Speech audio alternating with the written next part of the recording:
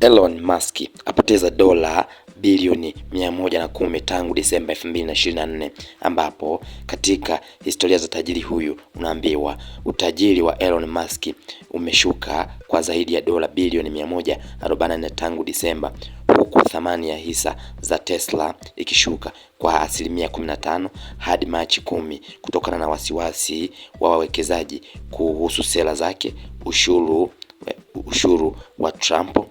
Hata hivyo kufikia Machi hisa zilikuwa zimepanda tena kwa wastani wa asilimia 8.35.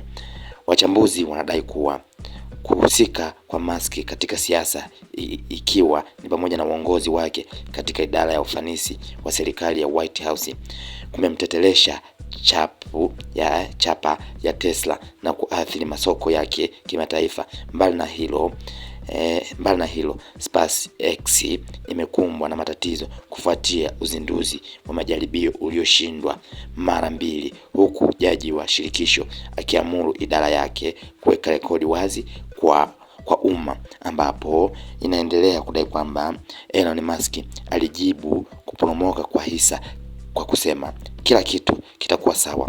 Wakati huo Trump alimuunga mkono kwa kuahidi kununua Tesla kama njia ya kupinga kampeni za kususia kampuni hilo. Hata hivyo, wachambuzi wa soko wanamkosoa Musk kwa kutoonekana kwenye shughuli za Tesla, wakimtaka ashughulikie matatizo ya kampuni badala ya siasa. Hivi ndivyo ambavyo uchambuzi huo wa tajiri namba moja duniani Elon Musk alivyoweza kupoteza na kushuka kwa zaidi ya dola bilioni 144 tangu mwezi Disemba, huku ikiwa inahusishwa kwamba ni pengine ni matatizo ambayo yaliweza kujiingiza kwenye masuala ya kisiasa, ambapo Trump aliahidi kuweza kumuunga mkono, na huku akiwa yeye mwenyewe haonekani kwenye mashughuli za makampuni yake, na hivi yeye akajibu kwa kudai kwamba kuporomoka kwa hisa kwa kusema kuwa kila kitu kitakaa sawa. Wakati huo Trump akimuunga mkono kwa kuahidi kununua Tesla kama njia ya kupinga kampeni za kususia kampuni hiyo.